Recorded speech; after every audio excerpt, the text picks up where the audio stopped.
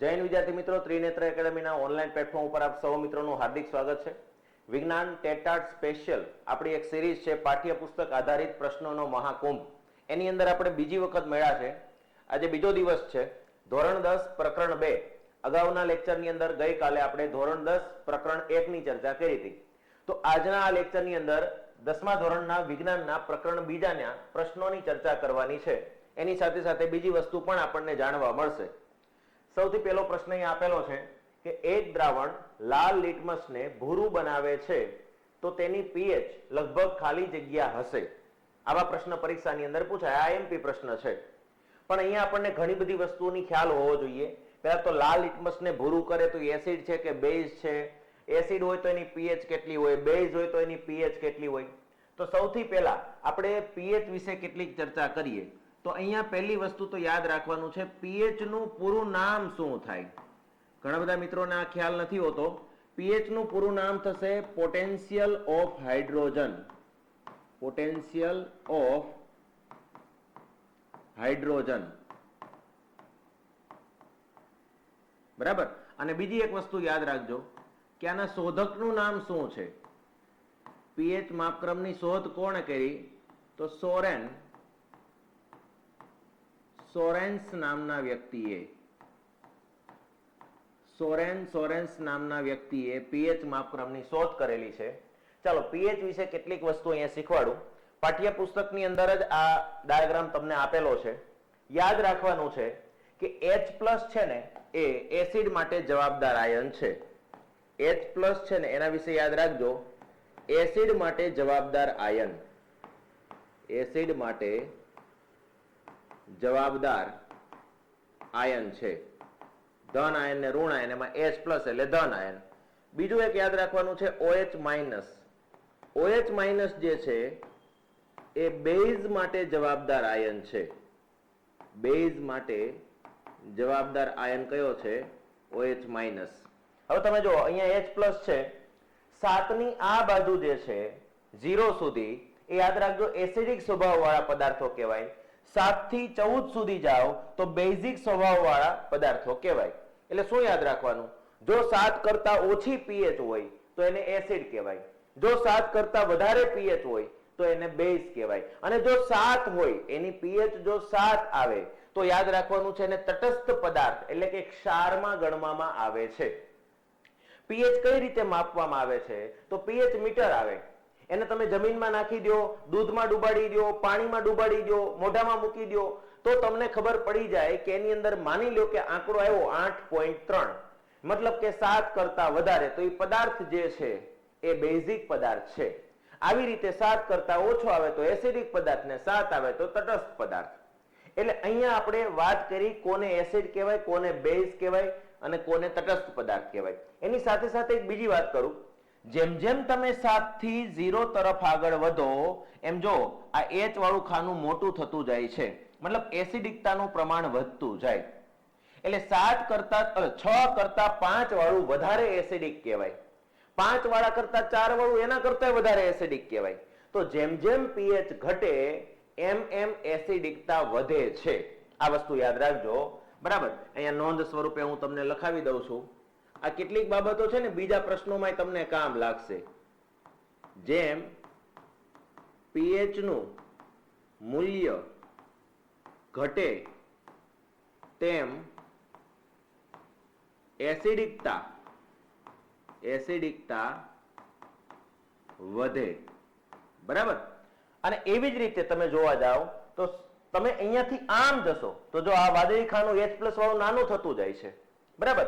એટલે કે પીએચ વધે તો એસિડિકતા ઘટે અને પીએચ ઘટે તો એસિડિકતા વધે એમ કહેવાય. એટલે 2 પીએચ વાળા કરતા 4 પીએચ વાળું દ્રાવણ છે એ ઓછું એસિડિક છે એમ કહેવાય.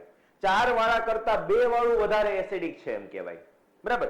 OH ની વાત કરીએ, બેઝ માટે જવાબદાર આયન, તો જેમ જેમ તમે 7 થી 14 તરફ જાઓ છો એમાં ખાનું મોટું થતું જાય છે.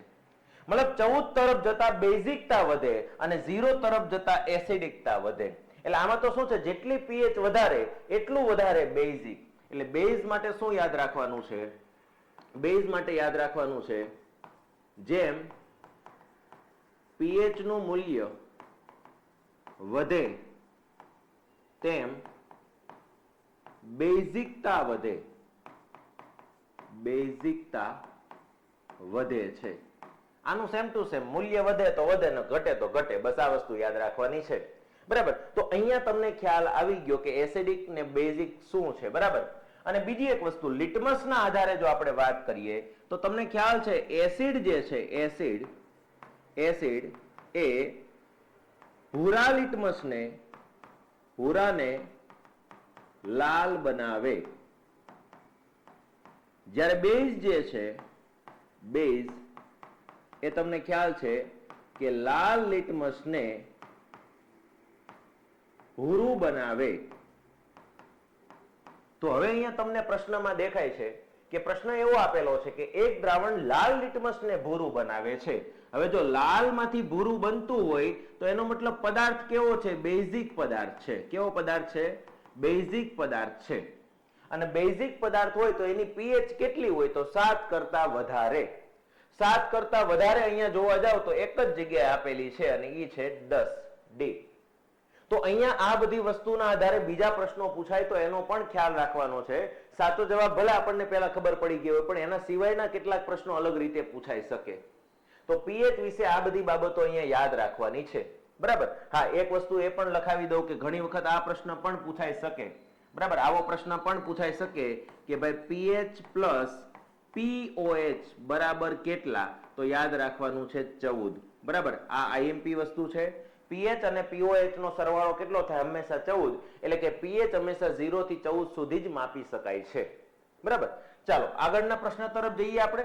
એના પછીનો પ્રશ્ન છે, એક દ્રાવણ ઈંડાના પીસેલા કવચ એટલે કે કોષો સાથે, ઈંડાની ઉપરની જે પોપડી હોય, અમુક વિસ્તારમાં કાચલી બોલે, તો એ પોપડી કે કાચલીનો ભૂકો છે, એની ઉપર કોઈ દ્રાવણ જે છે એને નાખતા વાયુ ઉત્પન્ન થાય છે, અને એ વાયુ પાછું ચૂનાના પાણીને દૂધિયું બનાવે છે. ચૂનાના પાણીને દૂધિયું એક જ વાયુ બનાવે અને એ યાદ રાખવાનું, કાર્બન ડાયોક્સાઇડ. બરાબર, ચૂનાના પાણીને દૂધિયું બનાવતો વાયુ કયો છે? કાર્બન ડાયોક્સાઇડ છે. એટલે તમને ખ્યાલ હોવો જોઈએ કે કાર્બન ડાયોક્સાઇડ ઉત્પન્ન થવો જોઈએ. હવે આ તમને ખબર છે, ઈંડાનું જે કવચ છે, ઈંડાનું જે કવચ છે, ઈંડાનું કવચ જે છે એ કેલ્શિયમ કાર્બોનેટ, કેલ્શિયમ કાર્બોનેટ એટલે કે CaCO3, બરાબર, એનું બનેલું હોય છે.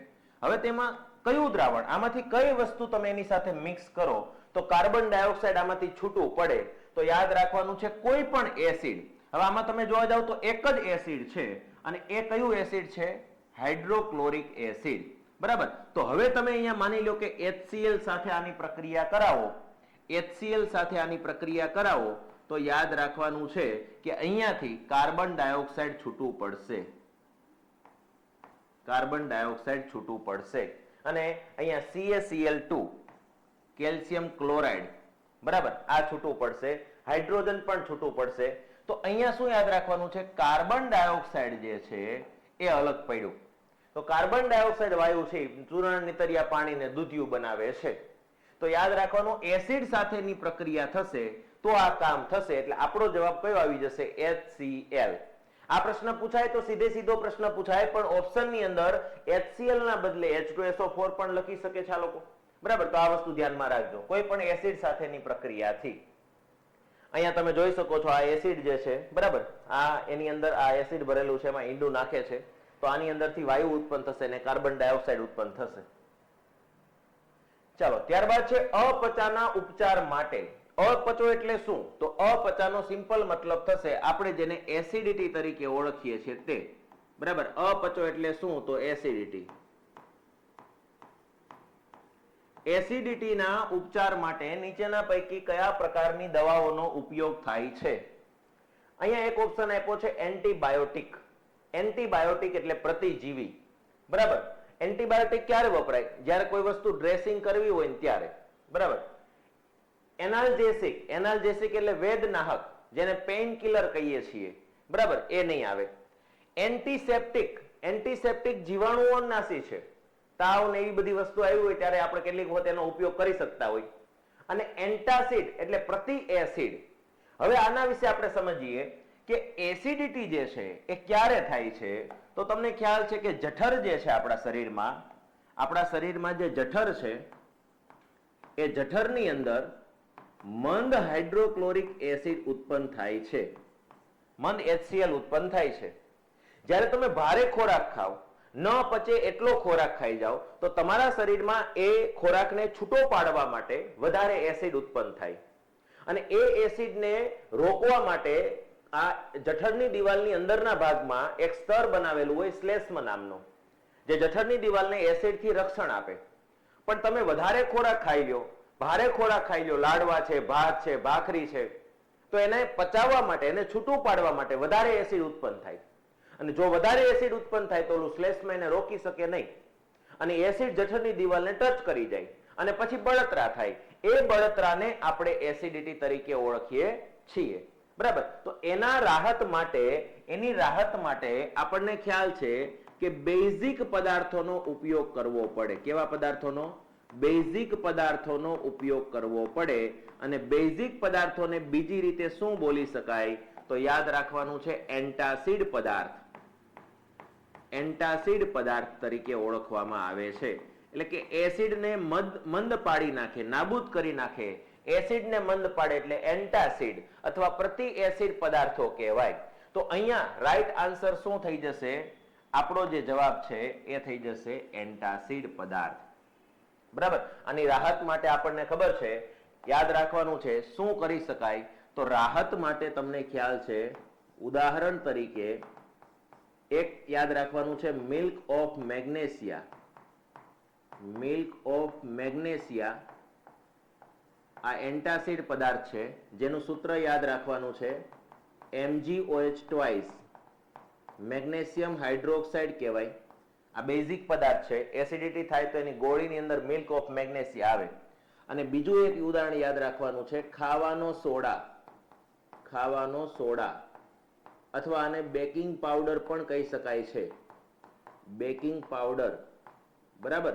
અને એનું સૂત્ર યાદ રાખવાનું છે NaHCO3, કેલ્શિયમ હાઇડ્રોજન કાર્બોનેટ અથવા સોડિયમ હાઇડ્રોજન કાર્બોનેટ અથવા તો સોડિયમ બાયકાર્બોનેટ પણ કહી શકાય, જે આપણને ખ્યાલ છે ઇનોના પેકેટમાં આવે. બરાબર? ઇનોના પેકેટમાં આવે. 6 સેકન્ડ મેં રાહત. બરાબર? તો યાદ રાખજો, ઇનોના પેકેટમાં જે આવે ખાવાનો સોડા જ આવે. તમે જે ભજીયામાં નાખો છો ને, તમારા મમ્મી જે ભજીયામાં નાખે છે ને, એ ઇનો જ કહેવાય. અને ઘણી વખત તો એને ખાવાનો સોડા ન મળે તો ભજીયામાં ઇનો ઠોકી દેશે. આ તમને ખ્યાલ છે. ભજીયાને ફૂલાવવા માટે, ક્રિસ્પી અને ક્રન્ચી કરવા માટે, બરાબર, બેકિંગ પાવડરનો ઉપયોગ થાય છે. આવું બધું પાઠ્યપુસ્તકોમાં લખેલું હોય છે. ચાલો, તો અહીંયા ધ્યાન રાખજો, એસિડિટીમાં રાહત મેળવવા માટે એન્ટાસિડ પદાર્થ વપરાય છે. આ વસ્તુનો ખ્યાલ રાખવાનો છે. આમાંથી બીજા કેટલાક સવાલ પૂછાઈ શકે, એટલે એની આસપાસની મેં તમને બાકીની બધી માહિતીઓ પણ આપી દીધી. બરાબર? ચાલો, ત્યારબાદ આગળ વધીએ. દાંતનું ક્ષયન. દાંતનું ક્ષયન ક્યારે થાય છે? પહેલા તો દાંતનું ક્ષયન એટલે શું? તો દાંતનું જે ઉપરનું પડ છે કેલ્શિયમ ફોસ્ફેટનું બનેલું છે. પહેલા તો આ વસ્તુ યાદ રાખવી પડશે. દાંતનું ઉપરનું પડ જે છે, દાંતનું ઉપરનું પડ શેનું બનેલું છે? તો યાદ રાખવાનું છે કેલ્શિયમ ફોસ્ફેટ. કેલ્શિયમ ફોસ્ફેટનું બનેલું હોય છે. બરાબર? આને તમે બીજી રીતે ઇનેમલ તરીકે પણ ઓળખી શકો છો. દાંતનું ઉપરનું સ્તર ઇનેમલનું બનેલું હોય છે, એને કેલ્શિયમ ફોસ્ફેટ પણ કહેવાય. બરાબર? હવે દાંતની જે ઉપરનું સ્તર જે છે એ તૂટી જાય, ખવાઈ જાય, દાંત સડી જાય, એને દાંતનું ક્ષયન કહેવાય. મોઢાની pH હકીકતમાં 5.5 હોય, પણ જો મોઢાની pH 5.5 કરતા ઘટી જાય તો દાંત સડી જાય છે, દાંત કોહવાઈ જાય છે, કેલ્શિયમ ફોસ્ફેટનું સ્તર ઉખડી જાય છે. એટલે પહેલું જ વિધાન જે છે આપણું સાચું છે. જ્યારે મોઢાના અંદરના ભાગની pH 5.5 કરતા ઓછી થઈ જાય ત્યારે દાંતનું ક્ષયન થાય છે. બરાબર? પણ મોઢાની pH 5.5 કરતા ઘટી શું કામ જાય?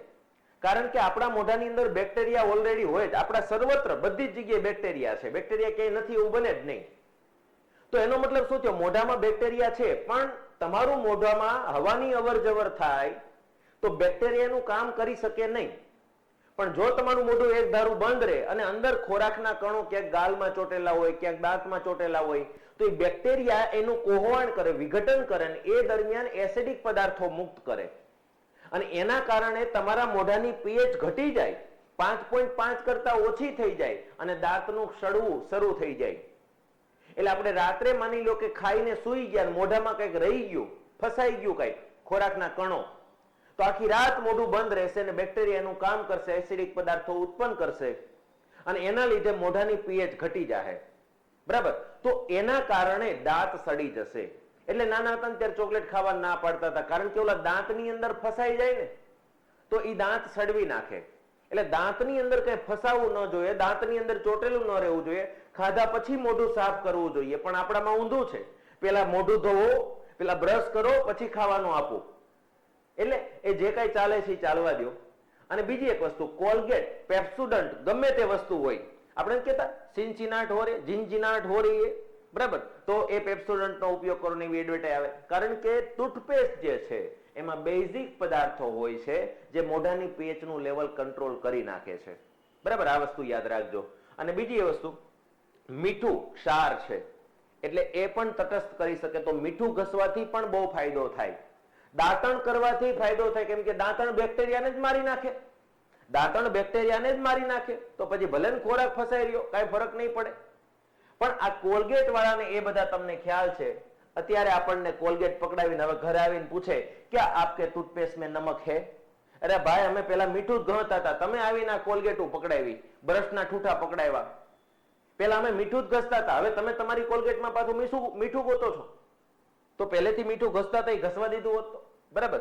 તો દાંત સડે નહીં, દાંત કોહવાય નહીં, એ માટે ધ્યાન રાખવાનું છે કે દાંત સાફ કરો, મોઢું સાફ કરો, ખોરાકના કણો ન રહેવા દો. જો પીએચ 5.5 કરતા ઘટી જાય તો દાંતનું ક્ષયન થશે. બરાબર? ચાલો આગળ વધીએ. નીચેના પૈકી કયું દ્રાવણ વધુ બેઝિક છે? વધુ બેઝિક કોણ છે? તો મેં તમને હમણાં શીખવાડ્યું હતું, જેમ પીએચ નું મૂલ્ય વધે એમ બેઝિકતા વધે. તો સૌથી વધારે પીએચ આમાં તમને શેમાં દેખાય છે? તો દેખાય છે કે 11.5. સૌથી વધારે ક્યાં છે? 11.5. તો આ આપણો રાઈટ આન્સર થશે, કેમ કે આપણે શીખવાડ્યું જેમ પીએચ વધે એમ બેઝિકતા વધે. એટલે અહીંયા જોવા જઈએ તો 8 વાળા કરતા 9 વાળું વધારે બેઝિક કહેવાય, 9 વાળા કરતા 10 વાળું વધારે બેઝિક કહેવાય, 10 વાળા કરતા 11 વાળું વધારે બેઝિક કહેવાય. તો સૌથી વધારે બેઝિક દ્રાવણ આમાંથી કયું છે? તો 11.5 વાળું. બરાબર? આ વસ્તુ યાદ રાખજો. ચાલો ત્યાર પછી આગળ વધીએ. NH4Cl. NH4Cl પેલા તો કોનું સૂત્ર છે એ હું તમને જણાવી દઉં. આને એમોનિયમ ક્લોરાઇડ કહેવાય. શું કહેવાય? Ammonium chloride.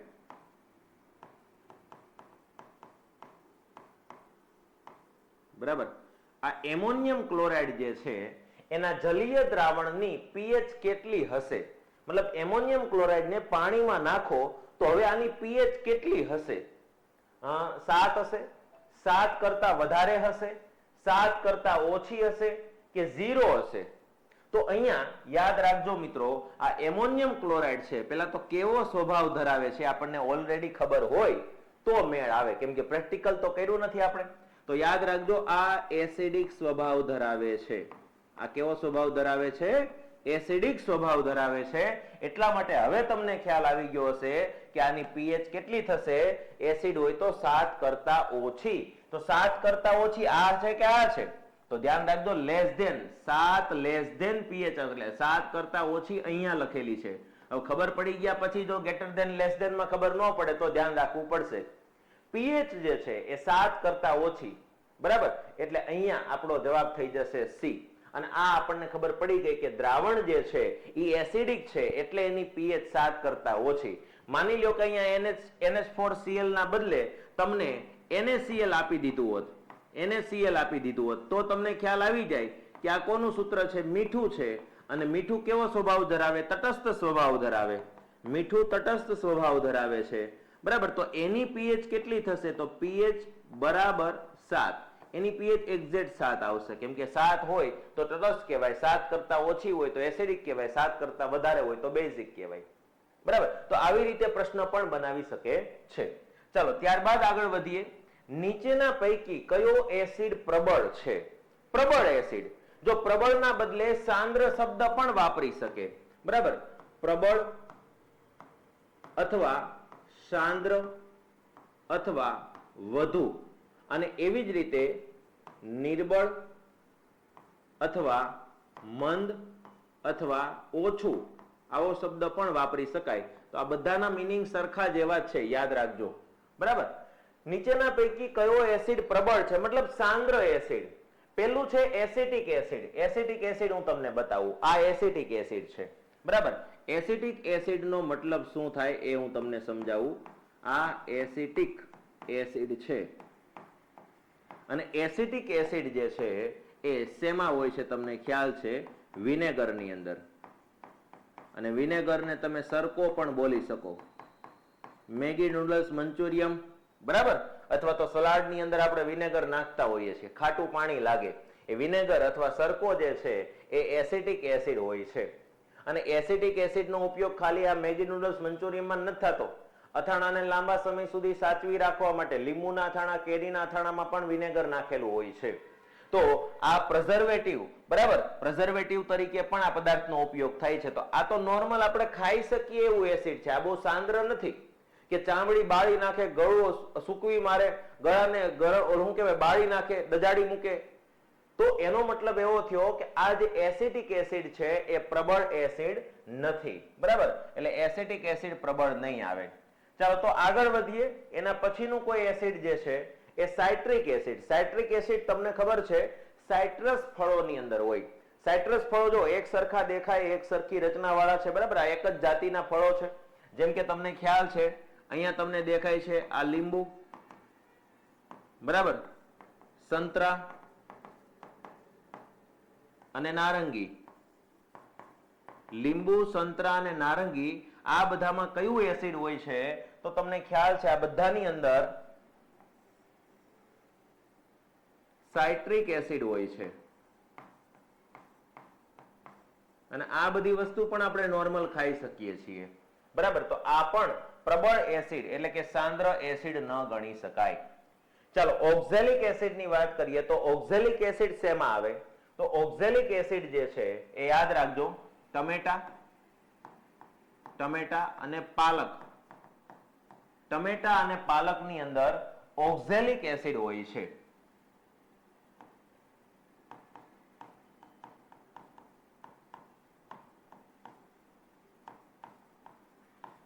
બરાબર? ટમેટા અને પાલકની અંદર ઓક્ઝેલિક એસિડ હોય. તો એનો મતલબ થયો આ પણ પ્રબળ નથી. તો હવે વધુ એક જ નાઇટ્રિક એસિડ. તો નાઇટ્રિક એસિડ જે છે એ આપણો રાઈટ આન્સર થઈ જશે. પ્રબળ એસિડનો સાચો જવાબ થઈ જશે.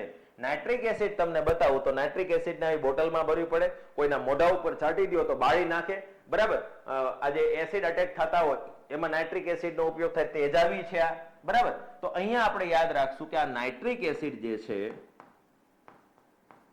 નાઇટ્રિક એસિડ, બરાબર? આનું સૂત્ર પણ યાદ રાખજો, HNO3.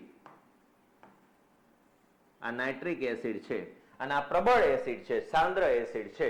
તો આપણો રાઈટ આન્સર કયો થઈ ગયો? ડી. તો આની સિવાયની વસ્તુ પણ તમને ખ્યાલ આવી કે શેમાં કયું એસિડ હોય, બરાબર? ચાલો ત્યારબાદ આગળ વધીએ. તો જો જલીય દ્રાવણો ABCD અને ABCD ની pH અનુક્રમે 1.9, 2.5, 2.1, 3.0. તો એસિડિકતાનો ક્રમ શું હશે? એસિડિકતાનો ક્રમ કીધો છે, ચડતો ક્રમ કે ઉતરતો ક્રમ આપણને કીધો નથી. તો પહેલા આપણે માની લ્યો કે ચડતો ક્રમ રાખીએ, પછી આપણે જોઈએ જો ચડતો ક્રમ નહીં મળે તો ઉતરતો ક્રમ ગોઠવશું. ચડતા ક્રમમાં ગોઠવવું હોય તો સૌથી ઓછી એસિડિકતા ધરાવતું દ્રાવણ સૌથી પહેલા લખવું પડે. તો ચડતા ક્રમની અંદર જોવા જઈએ તો સૌથી ઓછું એસિડિક કોને કહેવાય? તો જેની pH સૌથી વધારે હોય એને સૌથી ઓછું એસિડિક કહેવાય. જેમ pH ઘટે એમ એસિડિકતા વધે. એટલે ઊંધું વિચારવાનું છે આપણે. સૌથી ઓછું એસિડિક એટલે સૌથી વધારે pH વાળું દ્રાવણ. સૌથી વધારે pH વાળું દ્રાવણ છે 3.0 વાળું, અને 3.0 કોની pH છે? D વાળાની. હવે એનાથી વધારે ચડતા ક્રમમાં જઈએ તો એનાથી વધારે એટલે કે હવે એના કરતા ઓછી પીએચ વાળું એના કરતા વધારે એસિડિક કહેવાશે, બરાબર. એના કરતા વધારે એસિડિક કે 3.0 કરતા ઓછી કોની છે? 2.5. હવે આ 2.5 જે છે એ કોની પીએચ છે? તો બી ની પીએચ છે. કોની પીએચ છે? બી ની છે. ચાલો એના કરતા આગળ વધીએ તો 2.1 વાળું આવશે અને 2.1 જે છે એ સી ની પીએચ છે અને એના કરતા આગળ વધીએ તો 1.9 વાળું આવશે અને એ કોની પીએચ છે? એ ની પીએચ છે. DBCA અને ગ્રેટર ધેન ના નિશાન, DBCA ગ્રેટર ધેન ના નિશાન, તો રાઈટ આન્સર કયો થઈ જશે? આ. ઘણા મિત્રો કહેતા હશે સાહેબ તમે લોચો માર્યો એવું લાગે છે, અહીંયા આંકડા નાના થતા જાય છે ને તમે ગ્રેટર ધેન ઠપકાર દીધું. પણ યાદ શું રાખવાનું છે? આપણને ખબર છે અહીંયા એસિડની પીએચ ની વાત થાય છે. જેમ પીએચ વધે તેમ એસિડિકતા ઘટે, અથવા એમ બોલી શકાય કે જેમ પીએચ ઘટે તેમ એસિડિકતા વધે છે. તો જો આપણે આ વિધાનને ફોલો કર્યું અહીંયા, બરાબર, જો પીએચ ઘટતી ગઈ 3 માંથી 2.5, 2.5 માંથી 2.1, 1.9, તો જેમ ઘટે તેમ એસિડિકતા વધે, એટલે એસિડિકતા વધતી ગઈ. તો સૌથી વધારે એસિડિક દ્રાવણ કયું થયું? એ. સૌથી ઓછું એસિડિક દ્રાવણ કયું થયું? ડી. તો એ પ્રમાણે આપણો રાઈટ આન્સર થઈ જશે સી. પણ હા મિત્રો યાદ રાખજો, અહીંયા એસિડિકતાનો સાચો ક્રમ કીધો એટલે અહીંયા બેઝિકતાનો સાચો ક્રમ કીધો હોત તો જેમ આંકડો મોટો એમ વધારે બેઝિક, જેમ આંકડો નાનો એમ ઓછું બેઝિક. આ વસ્તુ યાદ રાખજો, બરાબર. ચાલો તો અહીંયા આપણને આઈડિયા આવી ગયો. આગળ વધીએ. કયું દ્રાવણ તટસ્થ સ્વભાવ ધરાવે છે? તટસ્થ સ્વભાવ મતલબ નહીં એસિડિક કે નહીં બેઝિક. ખાટા ફળોનો રસ, આ તમને ખબર છે, ખાટા ફળોનો રસ જે છે એ તો એસિડિક દ્રાવણ ધરાવે છે, એસિડિક હોય છે. લીંબુનો રસ, સાઇટ્રિક એસિડ. ધોવાના સોડાનું દ્રાવણ, ધોવાનો સોડા Na2CO3, એને કહેવાય બેઝિક પદાર્થ, એટલે એ પણ નહીં આવે. આપણે તટસ્થ ગોતવાનો છે. તો મીઠાનું દ્રાવણ જે છે એ તટસ્થ સ્વભાવ ધરાવે છે. NaCl તટસ્થ છે, ક્ષાર છે. તો ચોખ્ખી વસ્તુ છે, નોર્મલ પ્રશ્ન હતો આ. અહીંયા આપણે વાત કરીએ તો જે મિત્રો અત્યારે દ્રોણાચાર્ય બેચમાં ભણી રહ્યા છે એના માટે આ નવું નથી, પરંતુ જે મિત્રોએ આ દ્રોણાચાર્ય બેચ નથી લીધી અથવા તો આના વિશે ખ્યાલ નથી એને હું માહિતી આપી દઉં કે special TET 1, TET 2, TAT secondary, TAT higher secondary બધી પરીક્ષાની એક સાથે તૈયારી કરાવતી બેચ એટલે દ્રોણાચાર્ય બેચ, બરાબર. એમાં લાઈવ અને રેકોર્ડેડ સ્વરૂપે પ્રિલિમ અને મેઇન્સ બંનેની તૈયારી કરાવવામાં આવે છે. પ્રિલિમના બધા વિષયો, બરાબર, શિક્ષક અભિયોગ્યતા, ગણિત, રીઝનિંગ, ગુજરાતી વ્યાકરણ, અંગ્રેજી વ્યાકરણ, સામાન્ય જ્ઞાન એટલે કે જીકે, વર્તમાન પ્રવાહ. મેઇન્સમાં ગુજરાતી ભાષા, અંગ્રેજી ભાષા એટલે કે નિબંધ, પત્રલેખન, ચર્ચાપત્ર બધી જ વસ્તુ આવી જશે. પ્લસ વિષય વસ્તુના મટીરિયલ સાથે તેની તૈયારી પણ કરાવવામાં આવશે. ફ્રી ટેસ્ટ આપવામાં આવશે, ફ્રી મટીરિયલ આપવામાં આવશે, બરાબર. અને આ બધી જ વસ્તુ જે છે અત્યારે 45% ઓફ. જ્યાં સુધી ટેટાટની પરીક્ષાના આવનાર પરીક્ષાના ફોર્મ ભરાવાના શરૂ ન થાય ત્યાં સુધી 45% ઓફ દ્રોણા કરીને કોડ નાખશો એટલે 3999 ની બેચ માત્ર 2199 માં મળી જશે. અને આ 2199 ની બેચની વેલિડિટી ખાસ યાદ રાખજો, પરીક્ષા સુધીની. જ્યાં સુધી તમારી પરીક્ષા ન પૂરી થઈ જાય ત્યાં સુધીની આની વેલિડિટી રહેશે. એટલે કે 6 મહિના કે 1 વર્ષ કે 1.5 વર્ષ નહીં, તમારી જ્યાં સુધી પરીક્ષા ન આવે ને ત્યાં સુધીની આ વેલિડિટી રહેશે, બરાબર. અને બીજી કઈ માહિતી જોઈતી હોય તો આ નંબર પર કોન્ટેક્ટ કરી શકો છો. તો આ દ્રોણાચાર્ય બેચ છે. ક્યાંથી તમે આ દ્રોણાચાર્ય બેચ જોઈ શકો? તો પ્લે સ્ટોર પર જવાનું, ત્રિનેત્ર ઓનલાઈન એપ્લિકેશન ડાઉનલોડ કરવાની અને એ એપ્લિકેશનમાં તમને દ્રોણાચાર્ય બેચ જોવા મળશે, બરાબર. તો મસ્ત મજાની બેચ છે. અત્યારથી તૈયારી શરૂઆત કરશો તો આગળ જતા પ્રોબ્લેમ નહીં થાય. પછી અચાનક ભરતી વાળા જે છે ફટાફટ ભરતીની પ્રોસેસ શરૂ કરી દેશે તો ખબર નહીં રહે કેમ ટાઈમ જતો રહ્યો. અત્યારથી ધીરે ધીરે તૈયારી શરૂ કરો, બરાબર. ચાલો તો આપણે આગળ વધીએ. જલીય દ્રાવણમાં ભૂરું લિટમસ પત્ર નાખતા લાલ બને છે તો તે દ્રાવણનું પીએચ મૂલ્ય કેટલું હશે? ભૂરું લિટમસ લાલ બને છે તો પહેલા તો આપણને એ ખબર હોવી જોઈએ કે કોણ કેવા લિટમસને કેવું બનાવે છે. તો તમને ખબર છે એસિડ જે છે એ ભૂરા લિટમસને લાલ બનાવે છે અને બેઝ જે છે એ લાલ લિટમસને ભૂરું બનાવે છે. આ બે વસ્તુ આપણને ખ્યાલ છે. એટલે અહીંયા જોવા જઈએ તો ભૂરા લિટમસને લાલ બનાવ્યું તો એનો મતલબ શું થઈ ગયું કે દ્રાવણ જે છે એ એસિડિક છે. કેવું છે? દ્રાવણ એસિડિક છે. અને એસિડિક દ્રાવણ હોય તો એની પીએચ કેટલી હોય તો તમને ખબર છે 7 કરતા ઓછી. તો અહીંયા 14 0 7 થી 14 7 થી 0 તો આપણને આઈડિયા આવી ગયો 7 કરતા ઓછી એટલે 7 થી 0 ની વચ્ચે આપણો રાઈટ આન્સર થશે.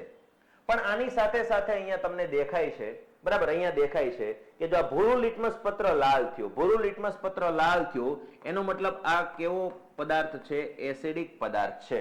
બરાબર, ભૂરાનું લાલ કરી નાખે. જો આ ભૂરું લિટમસ પત્ર છે અને કોઈ દ્રાવણમાં ડુબાડો અને લાલ થઈ જાય તો એનો મતલબ એ એસિડ છે. બરાબર, ત્યારબાદ જો અહીંયા વાત કરીએ તો લાલ લિટમસ પત્ર જે છે એ કોઈ દ્રાવણમાં ડુબાડો અને ભૂરું બની જાય તો એ બેઝિક પદાર્થ છે. કેવો પદાર્થ છે? બેઝિક પદાર્થ છે. આ વસ્તુ અહીંયા યાદ રાખવાની. બીજું, આ લિટમસ કરીએ છીએ તો લિટમસ શું છે એના વિશે થોડીક જાણકારી મેળવીએ. લિટમસ છે જે લિટમસ એ લાઇકેન નામની વનસ્પતિમાંથી તૈયાર કરવામાં આવે છે. લાઇકેન નામની વનસ્પતિમાંથી તૈયાર કરવામાં આવે છે. અને આ તમને જે વનસ્પતિની ઉપર જે આ તમને ફૂગ મારી ગયેલી ને લીલ વળી ગયેલી હોય એવું દેખાય ને એને લાઇકેન કહેવાય. અને લાઇકેન જે છે એના વિશે ખાસ યાદ રાખવાનું છે. લાઇકેન છે એ ફૂગ અને લીલ વચ્ચે સહજીવન જીવતી વનસ્પતિ છે. એટલે કે જ્યાં ફૂગ અને લીલ બંને હોય ત્યાં લાઇકેન પેદા થાય અને એ જ લાઇકેન માંથી લિટમસ તૈયાર કરવામાં આવે ને એમાંથી જે કાગળિયા તૈયાર થાય ને લિટમસ પત્ર કહેવાય. ભૂરું લિટમસ પત્ર અને લાલ લિટમસ પત્ર. તો લિટમસ જે છે એ લાઇકેન નામની વનસ્પતિમાંથી તૈયાર થાય છે અને લાઇકેન નામની વનસ્પતિ જે છે એ સહજીવી વનસ્પતિ કહેવાય કે જ્યાં ફૂગ અને લીલ બંને ઉત્પન્ન થયું હોય ત્યાં જ લાઇકેન પેદા થઈ શકે, બાકી કોઈ જગ્યાએ લાઇકેન આવે નહીં. તો ચોમાસામાં આવી રીતે ડાળખાઓની આજુબાજુ માની લો કે ફૂગ લાગી ગઈ હોય, લીલ જામી ગઈ હોય તો ત્યાં લાઇકેન ઉત્પન્ન થશે. તો આ જાણકારી પણ તમારા માટે કામની હતી. ચલો નેક્સ્ટ આગળના પ્રશ્ન તરફ જઈએ. દાંતનું બહારનું પડ શાનું બનેલું હોય છે? આ અગાઉ આપણે ચર્ચા થઈ ગયેલી છે. દાંતનું ઉપરનું પડ જે છે એ શેનું બનેલું હોય છે? Calcium phosphate. અહીંયા રાઈટ આન્સર શું થઈ જશે? Calcium phosphate. બરાબર, ચાલો આગળ વધીએ. નીચેના પૈકી કઈ જોડ યોગ્ય નથી? કઈ જોડ યોગ્ય નથી? ખાટા ફળોની અંદર સાઇટ્રિક એસિડ, હા ભાઈ આ બરાબર છે. દહીંની અંદર લેક્ટિક એસિડ, હા આ બરાબર છે. કીડીનો ડંખ મિથેનોઇક એસિડ, હા આ બરાબર છે. ટમેટાની અંદર ટાર્ટ્રિક એસિડ, નહીં, હમણાં જ આપણે ઓલું ટમેટું દેખાડીને બતાવ્યું હતું. ટાર્ટ્રિક એસિડ એમાં નહીં આવે. એમાં તમને ખ્યાલ છે કયું એસિડ આવશે? પેલા તો અહીંયા જવાબની વાત કરીએ તો આ આપણી ખોટી જોડી છે ને આપણો રાઈટ આન્સર થઈ જશે. બરાબર, અહીંયા આપણને ખોટી જોડી પસંદ કરવાની કીધી હતી એટલે આપણો આન્સર કયો થઈ જશે? આ હું તમને લખાવી દઉં. હું તમને કેટલાક એસિડ અને બેઝ એસિડના ઉદાહરણોની અંદર લખાવી દઉં. જેમ કે લીંબુ, સંતરા, નારંગી જેવા ફળો જે છે એની અંદર સાઇટ્રિક એસિડ હોય છે. બરાબર, દૂધ, દહીં, છાશ જેવા પદાર્થોની અંદર લેક્ટિક એસિડ હોય છે. બરાબર, ત્યારબાદ પાલક અને ટમેટાની અંદર ઓક્ઝેલિક એસિડ હોય છે. ઓક્ઝેલિક એસિડ હોય છે. આમલી અને દ્રાક્ષની અંદર ટાર્ટ્રિક એસિડ હોય છે. આમળાની અંદર પૂછવામાં આવે તો એસ્કોર્બિક એસિડ, એસ્કોર્બિક એસિડ હોય છે. બરાબર, કીડી અને કોવચનો ડંખ, કોવચનો ડંખ, કોવચ નામની એક વનસ્પતિ છે 10મા ધોરણના પાઠ્યપુસ્તકમાં આપેલી છે. એના પાંદડા તમારા શરીરને અડી જાય તો કીડીએ ડંખ માર્યો એ બળતરા થાય. તો એની અંદર યાદ રાખવાનું છે મિથેનોઇક એસિડ. Methanoic acid. પણ આ મિથેનોઇક એસિડ જે છે એનું આ જે રાસાયણિક નામ છે એનું સામાન્ય નામ યાદ રાખવાનું છે ફોર્મિક એસિડ. કીડીના ડંખમાં અને કોવચના ડંખમાં ફોર્મિક એસિડ હોય છે. ત્યારબાદ લાસ્ટ વાત કરીએ તો વિનેગરની અંદર, વિનેગર જેને આપણે સરકો કહીએ છીએ, મેગીડુનસ મંચુરિયમ વાળું, એમાં એસિડિક એસિડ હોય છે. Acidic acid. અને એનું બીજું નામ યાદ રાખવાનું છે, એને ઇથેનોઇક એસિડ તરીકે ઓળખવામાં આવે છે. ઇથેનોઇક એસિડ તરીકે ઓળખવામાં આવે છે. તો હવે તમને કોઈ પણ જોડકું પૂછાય આમાંથી તમને આઈડિયા આવી જશે. બરાબર, તો આ તમારા માટે મોસ્ટ આઈએમપી થઈ ગયું. આમાંથી ગમે ત્યાંથી તમને સવાલ પૂછે, હવે જોડકું બનાવે સીધો સવાલ પૂછાય, તમારે આની નોટ્સ બનાવી રાખવાની છે. તમને હવે આઈડિયા આવી ગયો છે. બરાબર, ચાલો ત્યારબાદ આપણે આગળ વધીએ. નીચેના પૈકી કયો પદાર્થ મંદ એસિડ સાથે પ્રક્રિયા કરી કાર્બન ડાયોક્સાઇડ આપતો નથી? કાર્બન ડાયોક્સાઇડ કોણ આપે? કે જેની અંદર કાર્બન હોય તે. હવે જોવા જઈએ તો માર્બલ, માર્બલ એટલે આરસ, આરસ જેવું થયું ને. બરાબર, ચૂનાનો પથ્થર, ચૂનાનો પથ્થર. હવે આ બંનેના રાસાયણિક સૂત્રની વાત કરીએ તો CaCO3. બરાબર, ખાવાનો સોડા, સોરી ચૂનો, ચૂનો જે છે એનો તમે અહીંયા વિચાર કરવા જાઓ તો રાસાયણિક સૂત્ર CaO.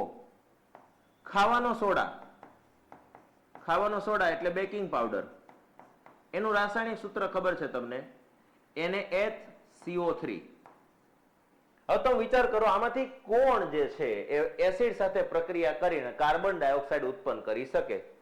કાર્બન હોય, ઓક્સિજન હોય તો જ કાર્બન ડાયોક્સાઇડ ઉત્પન્ન થાય. જો અહીંયા કાર્બોનેટ છે તો અહીંયા કાર્બન ડાયોક્સાઇડ ઉત્પન્ન થશે, અહીંયા કાર્બન ડાયોક્સાઇડ ઉત્પન્ન, ભલે અત્યારે CO3 પણ ઉત્પન્ન થાય CO2, પણ અહીંયા કાર્બન છે જ નહીં, ખાલી ઓક્સિજન જ છે. જો આ તો કેલ્શિયમ છે, એટલે અહીંયા જે છે એમાં કાર્બન ડાયોક્સાઇડ ઉત્પન્ન થશે નહીં. તો આપણો રાઈટ આન્સર શું થઈ ગયો કે ભાઈ ચૂનામાંથી એસિડ સાથેની પ્રક્રિયાથી કાર્બન ડાયોક્સાઇડ ઉત્પન્ન ન થાય.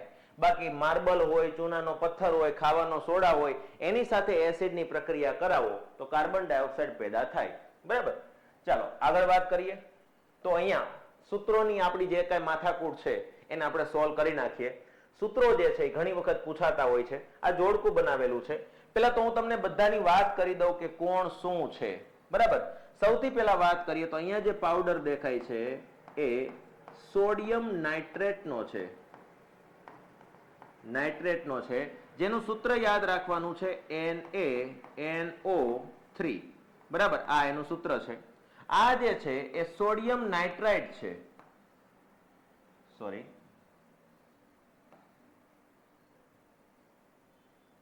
સોડિયમ નાઇટ્રાઇટ છે. બરાબર, એનું સૂત્ર કેવું છે તો NaNO2. આ સોડિયમ નાઇટ્રાઇટ. આ તો તમને ખબર છે washing powder Nirma, washing powder Nirma. બરાબર, આ તમને ખબર છે. બરાબર, એવા તો બીજા ઘણા પાવડર, પણ આ એડવર્ટાઇઝ મને બહુ ગમતી હતી. એટલે આ ધોવાનો સોડા છે, ધોવાનો સોડા, જેને આપણે શું કહીએ છીએ? Sodium, sodium carbonate. અને સોડિયમ કાર્બોનેટ નું સૂત્ર છે Na2CO3. બરાબર, ત્યારબાદ વાત કરીએ તો ઈનો. જો 6 સેકન્ડ મેં રાહત. બરાબર, તો ઈનો જે છે એનો મતલબ તમને ખ્યાલ છે ખાવાનો સોડા, ખાવાનો સોડા, અથવા જેને આપણે સોડિયમ,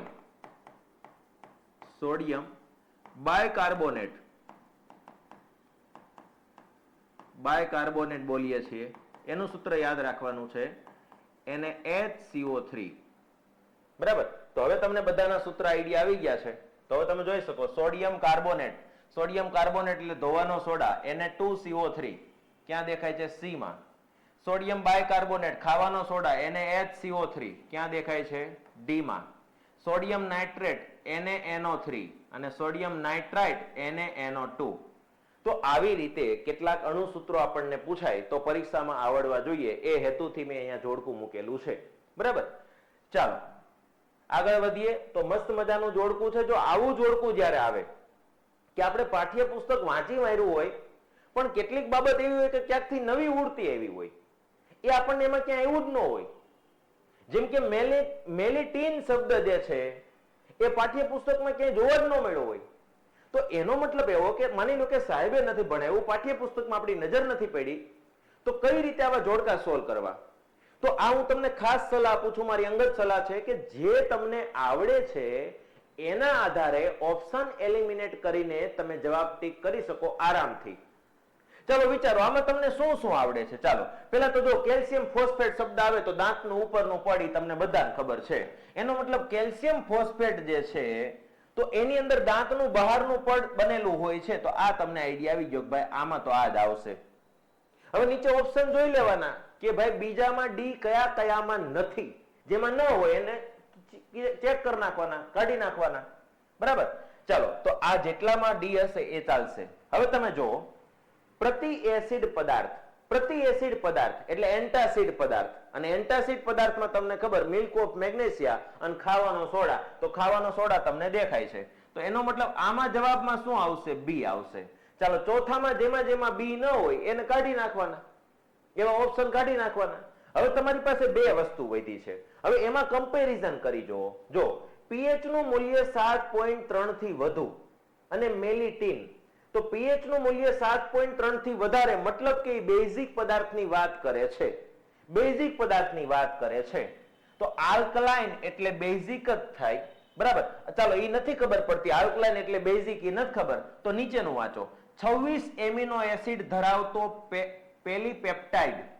તો 26 એમિનો એસિડ ભેગા થાય તો પીએચ વધારે થોડી હોય, ઓછી હોય એની. તો અહીંયા તો કીધું છે કે 7.3 થી વધુ. તો આપણને એટલી બુદ્ધિ તો ચાલી જ ગઈ કે આ એસિડ વાળું છે ને એ આમાં તો નહીં જ આવે. તો એનો મતલબ આ અહીંયા આવી જશે અને આ અહીંયા આવી જશે. તો આવી રીતે આપણો જવાબ થશે. આવી રીતે આપણો સાચો જવાબ થશે કે પહેલામાં શું આવશે? તો 26 એમિનો એસિડ ધરાવતો પેલીપેપ્ટાઇડ. એના વિશે હમણાં હું તમને ચર્ચા કરું.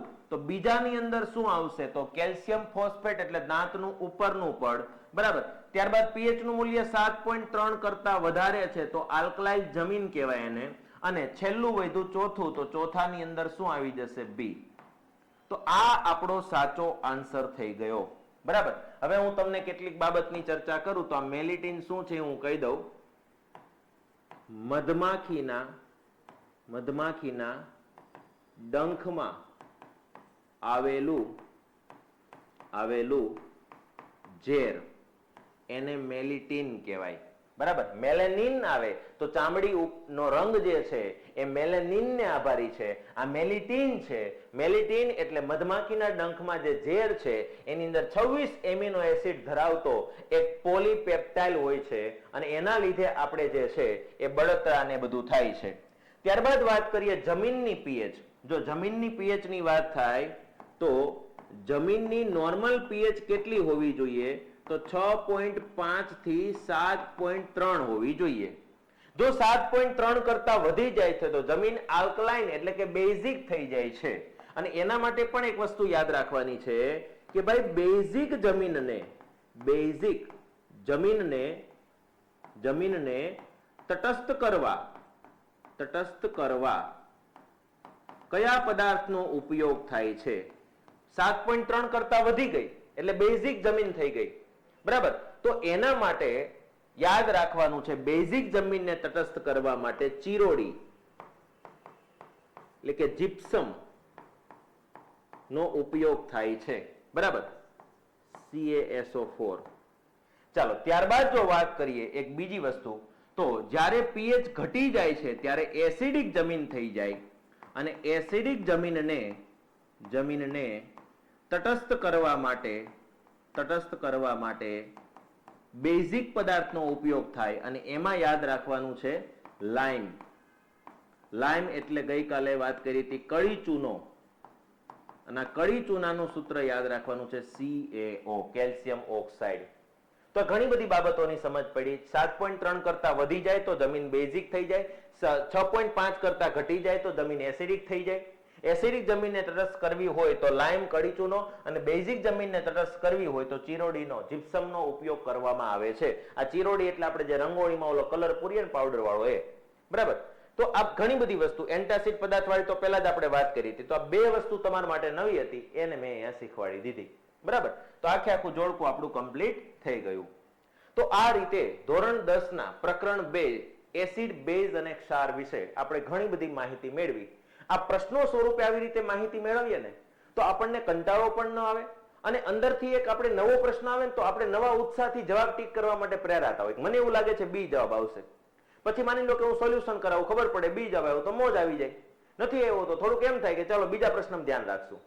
તો આવી રીતે સોલ્યુશન કરતા જઈશું અને નવા નવા ચેપ્ટરો શીખતા જઈશું. આખા ચેપ્ટરને લાઈન ટુ લાઈન વાંચીને શીખવું એના કરતા એમાંથી જે પ્રશ્નો પૂછાય છે એમાંથી જે પ્રકારના પ્રશ્નો પૂછાતા હોય આ બધી વસ્તુ જો કરી લઈએ તો આપણી પરીક્ષાની તૈયારી ઓછા સમયમાં અને સારી રીતે થઈ શકે. બરાબર, ચાલો તો ફરી પાછા આવતીકાલે મળશું ધોરણ 10 ના પ્રકરણ 3 સાથે. ત્યાં સુધી જય હિન્દ, જય ભારત.